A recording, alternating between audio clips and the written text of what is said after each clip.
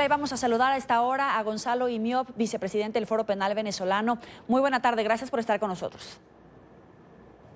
Hola, muy buenas tardes, ¿cómo están?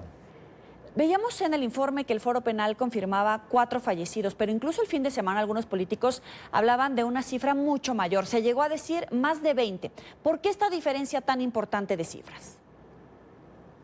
Bueno, está absoluta y completamente confirmado que entre el 22 y 23 de febrero de 2019, en lo que es el borde sur de Venezuela, la frontera sur de Venezuela, en Cumaracapay y Santa Elena de Guairén, fueron asesinadas 4 personas. Tenemos una persona, Zoraida Rodríguez, que fue asesinada en Cumaracapay el 22 de febrero y 3 ciudadanos que fueron asesinados durante lo que fue la represión del 23 de febrero en la zona de Santa Elena de Guairén. Hemos revisado con nuestro equipo allá en el sitio los hospitales, la morgue, no aparecen hasta este momento otros cadáveres identificados. No quiere decir que no se puedan haber presentado otras situaciones, pero nosotros solo podemos hablar de lo que hemos confirmado directamente.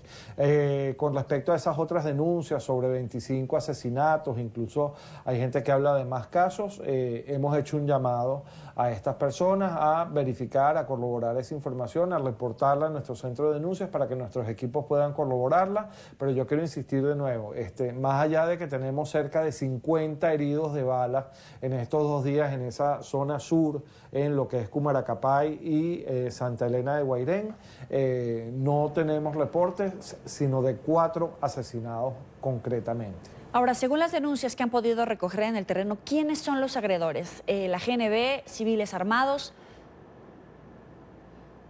En efecto, es una combinación de las 3 cosas. Se trata, en Cumaracapay, por ejemplo, intervino directamente el Ejército en conjunto con la Guardia Nacional. Allí tenemos un total de 14 heridos de bala, más otro bloque importante de lesionados por objetos contundentes y otros elementos.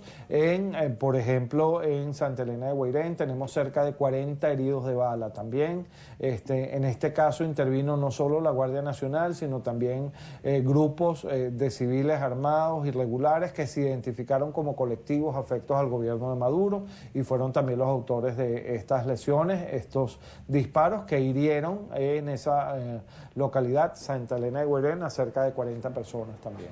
Ahora, desde un principio hubo preocupación por los Pemones. Queremos profundizar. ¿Cuál es la situación en la que se encuentran las comunidades indígenas?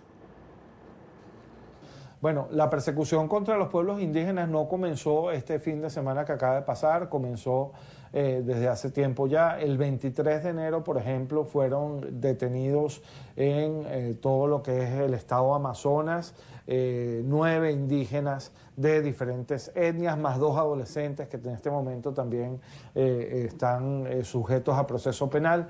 Los adultos, los 9 adultos detenidos de diferentes etnias indígenas, hablo de Piaroas, Puinave, etcétera, siguen presos en este momento por las protestas del 23 de enero, pero en esta situación, particularmente este fin de semana que pasó, se dio en Cumaracapay el arresto de 9 ciudadanos indígenas pertenecientes a la etnia Pemón que al día de hoy, en este momento, mientras nosotros hablamos, hoy ya 25 de febrero, están desaparecidos, no se conoce cuál es su paradero, la autoridad se ha negado a reconocer que los tiene arrestados. El reporte que nosotros tenemos es que fueron arrestados por funcionarios del SEBIN que irrumpieron violentamente en sus casas y se los llevaron. Y también tenemos la situación de un ciudadano detenido en Santa Elena de Guairén, también en principio habría estado desaparecido en los primeros momentos, en este momento también estamos tratando de ubicarlo. Esto quiere decir que la persecución contra el pueblo indígena primero no es nueva,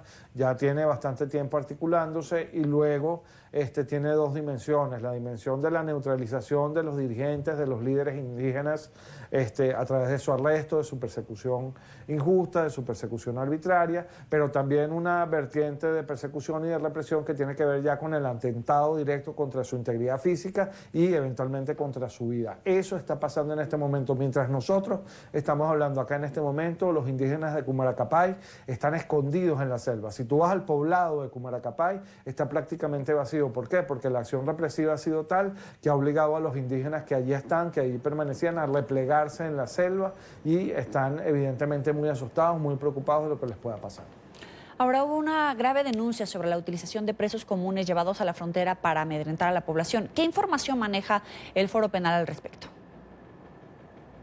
Bueno, en efecto sabemos que hace aproximadamente una semana se produjo una especie de acto en la frontera, ya en el Táchira, en el cual supuestamente se hacía un compromiso entre un grupo de reclusos que había llevado para allá la ministra Iris Varela y las fuerzas de seguridad para de alguna manera luchar contra lo que iba a ser la llegada de la ayuda humanitaria.